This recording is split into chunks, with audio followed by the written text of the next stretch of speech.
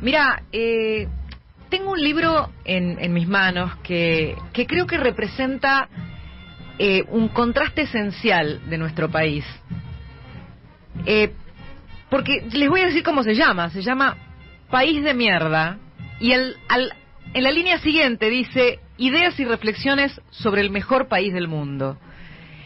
Y conviven esas dos cosas en la Argentina, porque tenemos todo para considerarnos el mejor país del mundo, y por tener eso que tenemos, decimos, pero ¿cómo puede ser que así tengamos los problemas que tenemos, no? Y sobre esta cuestión reflexionaron dos jóvenes muy talentosos. Uno es muy conocido, se llama Mateo Salvato, y el otro es su hermano, que es menos conocido, pero que es tan crack como él, es politólogo. Y así, con esta introducción, le doy la bienvenida a Augusto Salvato. Hola, querido Augusto, un gusto conocerte y hablar con vos por primera vez. ¿Qué tal? Bueno, el gusto es absolutamente mío. Gracias por la presentación. Y me gusta el planteo que ustedes hacen, pero quería pedirte que nos lo sintetices, porque de alguna manera ustedes se preguntan sobre algo que nos frena a los argentinos, que es a veces convencernos de que no podemos, teniendo todo para decir que sí podemos. Sí, bueno, en realidad un poco lo que nosotros buscamos hacer con este título era probar una teoría, digamos, que teníamos. Que es que muchas veces estamos muy acostumbrados a decir y escuchar algunas cosas, y cuando lo decimos, a veces a las cosas que decimos pasan, ¿no? Y nos acostumbramos. Ahora, cuando lo vemos escrito en un lugar, como en la tapa de un libro o como en un cartel, digamos, en una calle, nos llama la atención de otra manera, ¿no? Tomamos quizá real dimensión de lo que estamos diciendo, en este caso la idea de que somos un país de mierda, ¿no? Es decir, esto que está tan presente en nuestro discurso sobre la argentinidad. Lo que buscamos hacer nosotros es justamente explorar esos discursos sobre la argentinidad, ver de dónde vienen, desde cuándo vienen, qué somos en realidad los argentinos, qué significa ser argentino, y si son importantes esos discursos que realizamos, es decir, aquello que decimos sobre nosotros, eso que permanentemente ¿Qué significa ser argentinos para ustedes de acuerdo a esta exploración que hicieron? Bueno, justamente lo que nosotros buscamos ahí es explorar todas aquellas cosas que se dicen sobre los argentinos, sobre lo que somos los argentinos. Y lo que vemos ahí es que hay una contradicción enorme entre muchas veces lo que nosotros somos y lo que decimos que somos. Es decir, los discursos sobre la argentinidad generalmente se construyeron buscando hacernos o transformarnos en algo que no somos, es decir, queriendo mostrar que deberíamos ser algo distinto a lo que efectivamente somos. En esa contradicción es que se empezó a construir nuestra idea de la Argentina, y por eso nosotros lo que buscamos es tratar de bajarlo y ver cuáles son aquellas cosas. Por ejemplo, hay 2 o 3 elementos que son parte de la argentinidad y que nosotros no solemos tomar en cuenta, ¿no? Como por ejemplo valores como la valentía, valores como la amistad, valores como cuando estamos permanentemente destacando o mencionando la idea de la viveza criolla, ¿no? Como algo tan denostado permanentemente y a lo largo de la historia. Ahora también detrás de eso hay valores como la creatividad, como un talento que es reconocido también en todo el mundo. Entonces, en esa contradicción entre algunas cosas que nosotros identificamos como algo negativo y que hay que cambiar y lo que efectivamente somos, es que está la argentinidad. ¿Sabés qué? Me fui trasladando por todos los capítulos sintiendo que habían logrado una síntesis, un poco que el libro te ofrece una especie de espejo. Es muy simpático cuando ustedes dicen que hasta el nombre Argentina empezó con un engaño, porque pensaban que iban a encontrar plata, no la encontraron cuando venían, los colonizadores, pero nos quedó el nombre de Argentina, que viene de Argentum, de plata. Pero también hacia el final, ustedes empiezan a reflexionar sobre cómo salir de la decadencia, que creo que es lo que hoy nos estruja el corazón, pero también nos permite producir alguna esperanza a los argentinos. Bueno, nosotros, ninguna sociedad puede salir de la decadencia ni transitar hacia el desarrollo si no tiene lo que nosotros llamamos una narrativa nacional de futuro. ¿Qué quiere decir esto? Que quizá puede sonar extraño. Básicamente son aquellas historias que nosotros nos contamos a nosotros mismos sobre lo que somos y que nos motivan todos los días a salir a la calle, a trabajar, a cambiar las cosas, a transformar nuestra realidad. Es decir, si a vos todo el tiempo estás recibiendo la idea de que somos un país de mierda, de que nunca vamos a cambiar, de que nunca vamos a mejorar y de que el futuro siempre va a ser peor, que es básicamente lo que además si hoy mirás las distintas encuestas, lo que generalmente ven es eso en los argentinos, la sensación de que el futuro va a ser peor que el presente, no de que la cosa va a mejorar. Entonces, si vos tenés esa idea, ¿qué es lo que te va a motivar a levantarte todos los días, a tratar de hacer las cosas para crecer? La respuesta va a ser simple, que es lo que se dice muchas veces: bueno, andate a otro lado, ¿no? Pero hay un montón de argentinos que no se pueden ir a otro lado. Entonces, en ese sentido, y especialmente para esos casos, nosotros lo que tratamos de proponer es una narrativa nacional que hable del futuro, que hable de la oportunidad, no desde un punto de vista utópico, creernos que somos los mejores y que vamos a estar condenados al éxito, como decía un expresidente, es parte de una fantasía, digamos, que probablemente es irreal, pero que la Argentina puede ser una tierra de oportunidades y que de alguna manera tenemos que trabajar para que eso sea así. Si no creemos eso y si no logramos transmitir eso, va a ser muy difícil que nos... Mirá, pensaba en lo que es construir una visión. Cuando vos construís una visión, no te alcanza la visión si no empezás a hacer algo para que eso cambie, ¿no? Que probablemente, como toda construcción, tenés que empezar por el ladrillo de abajo, que es uno solo, que cuando lo pones es solo un ladrillo. Pero sin la visión y sin el ladrillo por ladrillo, obviamente no se consigue ni siquiera estampar en hechos ese futuro que vos decís primero tiene que ser una narrativa. Y no sé cómo ustedes exploran otra cuestión que me parece que además de la visión del futuro y de la acción por el futuro, que Argentina la tiene, porque yo pensaba, una empresa como Mercado Libre, referentes como vos y tu hermano, que son chicos que no se están yendo del país, que se están quedando a proponer una construcción de futuro, la cantidad de unicornios que hay en Argentina, que con todas nuestras calamidades hemos producido la mayor cantidad de empresas tecnológicas de un valor de mercado que las convierte en destacadas en la región y en el mundo. Y sin embargo también me parece que hoy estamos en una crisis de un vacío moral del que tenemos que salir, donde parece que da igual hacer las cosas bien o hacerlas mal, y que hasta hacerlas mal tiene premio. No, bueno, absolutamente. De hecho, nosotros lo que decimos es que la Argentina se encuentra también en una crisis de sentido, y esa crisis es incluso peor que la crisis económica, porque una crisis de sentido es una crisis que implica no saber cuál es el rumbo que tenés que tomar. Es decir, muchas veces los incentivos están planteados de tal manera que ni siquiera sabés cuál va a ser lo bueno o lo malo. Los incentivos están planteados para que la cosa salga mal. Augusto, Florencia, ¿cómo estás? A ver si entendemos entonces que no podemos cambiar lo que somos, pero sí podemos cambiar la forma en la que hablamos de lo que somos en la práctica. ¿Cómo sería eso? En el día a día. El ejemplo más simple tiene que ver con este concepto de país de mierda, ¿no? Es decir, con estos conceptos relacionados, por ejemplo, a cuando se dice es cultural, la Argentina no se va a desarrollar porque es cultural. Hay otros países que se podrían desarrollar, pero nuestra cultura nos lleva a ser una sociedad de gente ingobernable y demás. Este tipo de discursos están muy presentes a lo largo de todo el siglo XIX y la construcción nacional de la Argentina. Entonces, la conclusión de ese tipo de discursos generalmente siempre es, bueno, hay que traer gente de afuera, ¿no? Hay que traer otras personas porque en realidad los argentinos tienen un problema cultural que no se pueden desarrollar.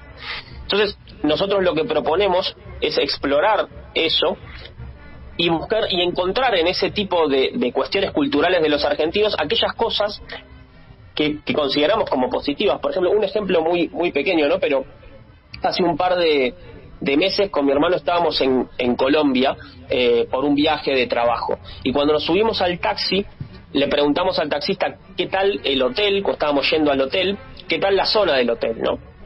Y el taxista nos respondió, mirá, creo que bastante bien, pero no la conozco porque nunca fui. Entonces le preguntamos, bueno, pero que es nueva la zona, es una zona que se desarrolló hace poco. Me dicen, no, pero es que las personas como yo no solemos salir a esos lugares, ¿no? Y usó una palabra que es la palabra estrato, ¿no? La persona de mi estrato. Y eso es algo que los argentinos nos choca. Y a diferencia de la Argentina, en el resto de América Latina, eso es bastante común de escuchar, de oír. Sí, sociedades de casta, sociedades de casta son. Exactamente, donde la desigualdad estructural que hay es muy profunda y que viene de muchas generaciones. La Argentina, por el contrario, es una sociedad, perdón, ya cierro con esto, pero es una sociedad donde la movilidad social ascendente es una aspiracional. Claro, en otras disciplinas lo es. Exactamente, por más que hoy estemos en una situación donde eso es más difícil. Sí, perdón. ¿Cómo andás? Manuel Adorni te saluda. Un beso para vos y para tu hermano. Bien, claro, acá lo que, por supuesto que la diferencia de Argentina con el resto de Latinoamérica, incluso en términos históricos, es precisamente la marcada clase media, ¿no?, que hay en la Argentina. Como vos decís, transformado en una aspiracional, la movilidad social es ese aspiracional de ir avanzando por la educación y por un montón de razones que no vienen al caso en la charla. Pero uno puede esto enmarcarlo en un periodo de tiempo, porque yo escuché la palabra cultural, educación, cambiar un poco el chip, ¿no? De como vos decís, de país de mierda a lo que realmente tenemos potencial. Digo, pero tal vez son generaciones, ¿no?, para que esto cambie en lo que vos describiste, ¿no?, en estos casi un siglo y pico, donde, bueno, la verdad es que no nos han salido bien las cosas. Sí, o sea, absolutamente cualquier cambio, cualquier transformación requiere de tiempo, eso es seguro. Pero nosotros tratamos de ir a buscar otras situaciones en las cuales teníamos que generar cambios muy rápidos. Básicamente esto tiene que ver con que el cambio que nosotros tenemos que generar es tan rápido porque el mundo está cambiando de forma tan acelerada, que no podemos darnos el lujo, ¿no? Perdón, y Augusto, y aparte el mundo hoy, con la tecnología y la capacidad de conectividad que tenemos y de intercambio con otros lugares, nos da también la forma de hacerlo rápido si nos organizamos un poco mejor. Porque fíjate que aún en esta situación de una decadencia estimulada, lamentablemente por este gobierno casi que representa la cristalización de la pobreza, pero tenemos al mismo tiempo el surgimiento de usinas de creatividad que están marcadas por ejemplo, las empresas unicornios, que muestran que sí se puede, a pesar de un contexto, hacer las cosas de otra manera, pero que eso también tendría que llegar a los estratos de organización política del país. Sí, sin duda, o sea, nosotros lo podríamos hasta plantear como la existencia de hasta dos Argentinas, ¿no? Hay una Argentina que es absolutamente pujante. La Argentina en distintos años ha sido nombrada como el país con mayor talento digital del mundo, según Coursera, que es la mayor universidad digital. Entonces, en ese sentido tenemos un potencial enorme. Bueno, están ahí en la rural donde se está haciendo el programa, la industria agrotecnológica de la Argentina. O sea, no solamente el potencial que tenemos por nuestros recursos naturales, el valor agregado que se le da al campo a través de startups que incorporan inteligencia artificial, que exportan justamente ese valor agregado y ese conocimiento, es impresionante y es reconocido en todo el mundo. Pero yendo a la pregunta que hacía recién Manuel, me parece muy interesante encontrar en nuestra historia otros momentos, ¿no?, de donde estos cambios se hayan dado tan rápido. Si nos vamos, por ejemplo, a 1883, sí, claro.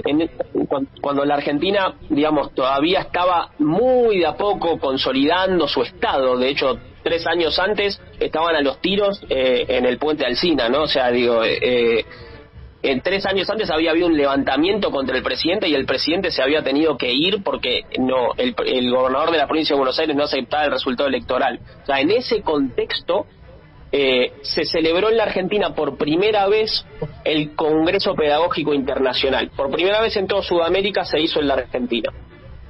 Y en ese momento, durante ese congreso, si uno va a los archivos de los diarios de la época, se discutía permanentemente sobre el tema educativo. Por ejemplo, cómo tienen que organizarse las escuelas, cuánto tiempo tiene que haber de recreo, qué materias se tienen que dar, un montón de esas cosas.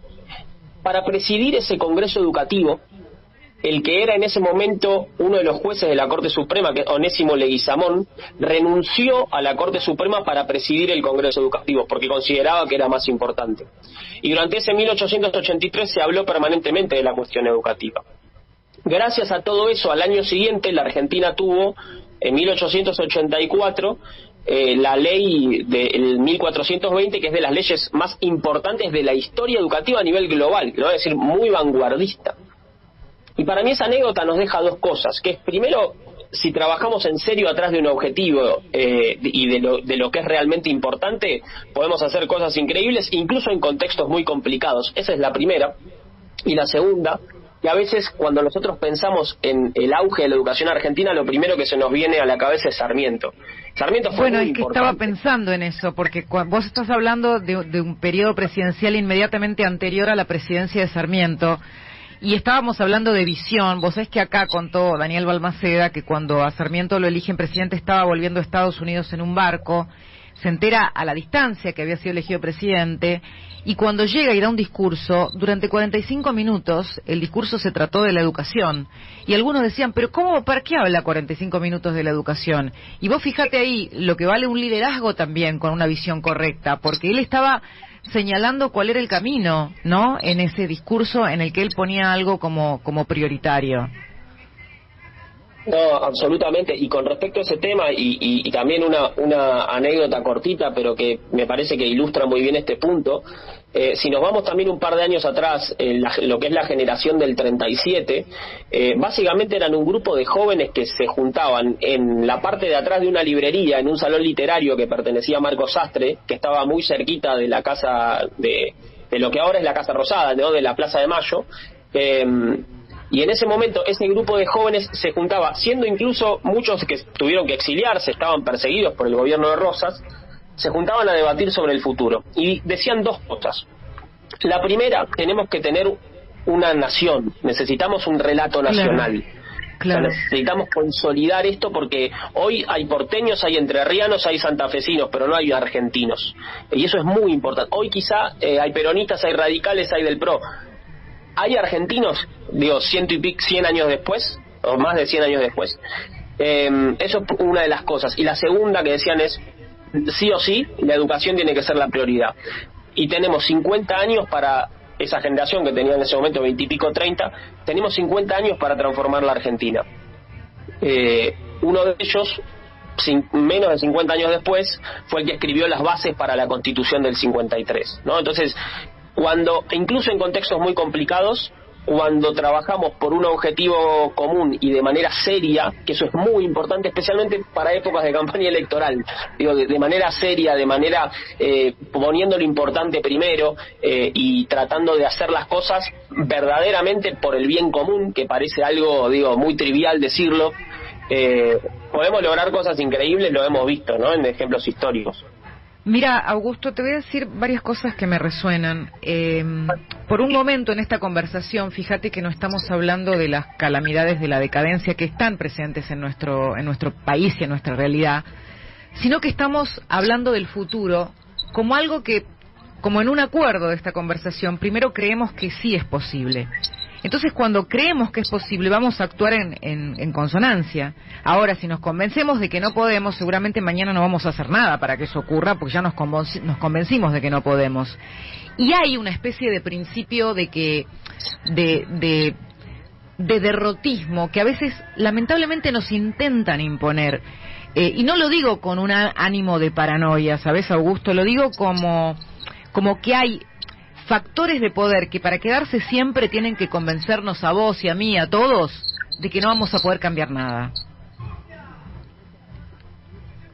Por eso de alguna manera el objetivo de este libro es absolutamente político, ¿no? Es un objetivo que tiene que ver con la política de abajo hacia arriba. Es decir, si la sociedad de alguna manera cree en este mensaje y toma esta idea de no somos un país de mierda, tenemos un montón para hacer las cosas bien y queremos hacer las cosas bien, creo que va a ser mucho más fácil lograr algunas cosas que efectivamente son muy complejas y son muy complicadas y requieren de largo plazo, pero si lo tomamos incluso ni siquiera desde una perspectiva de golpearnos el pecho y decir de patriotismo, tomémoslo como una cuestión realista. Digo, ningún país que quiera, que aspire a hacer algo a nivel internacional y a tener un lugar en el universo internacional, habla mal de sí mismo, ¿no? Es decir, esto es algo absolutamente anómalo.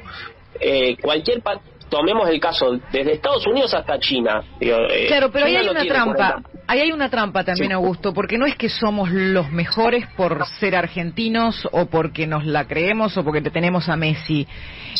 Tampoco es que tenemos una excepcionalidad por ser nosotros y los demás son todos malos. A la excepcionalidad se la construye y se la merece. Porque ahí está la diferencia.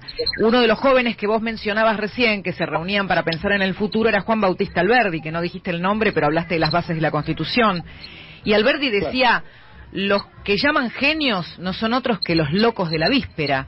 Y claro, te van a decir que sos un loco si querés cambiar algo en Argentina, pero mañana si haces algo vas a ser un genio. Sí, absolutamente, pero la Argentina, bueno, eso es muy interesante el tema que traes, porque la excepcionalidad, entendida como que somos distintos al resto, también está muy presente en los discursos sobre la argentinidad. O sea, esta cosa de, bueno, lo que funciona en el mundo acá no funciona, somos un país que es distinto, donde las reglas de la economía no aplican, ¿no? Bueno, en algunas cosas puede ser, todos los países tienen sus particularidades, pero la realidad es que la Argentina en muchos sentidos somos más normales de lo que creemos, ¿no? Es decir, esa cosa de somos diferentes o estamos condenados a lo bueno o a lo malo, ¿no? Somos un país en el contexto en el que estamos, en el contexto latinoamericano, no podemos permanentemente compararnos con otros contextos, y en este contexto tenemos un montón de cosas buenas y un montón de cosas malas, pero esta cosa de permanentemente la idea de que no somos normales nos lleva a creer que acá puede pasar cualquier cosa. Claro, ¿no? A condenarnos también a la normalidad. Amigos, quiero decirles que estoy hablando con Augusto Salvato. Él es hermano de Mateo Salvato. Y tuve el gusto de hacerle un pequeño comentario para el libro anterior. Me hubiera gustado también hacerlo en este porque es un libro espectacular. Se llama País de Mierda, ideas y reflexiones sobre el mejor país del mundo. Y lo que tienen estos dos hermanos es algo que yo definiría como una valentía especial, que es la valentía de tener esperanza y de trabajar por esa esperanza, que me parece que son las dos cosas que sintetizan la posibilidad de un futuro. Muchas gracias, Augusto, y otro día los esperamos acá con tu hermano para charlar más sobre el país y todo lo que tenemos por adelante de trabajo. Por favor, te agradezco enormemente a vos y a todo el equipo y por las tan lindas palabras que mencionabas y por haber leído el libro que es para nosotros un gran orgullo y un gran placer. Así que un abrazo a todos. Un beso grande, Augusto, un placer que estés con nosotros. Seguimos, amigos.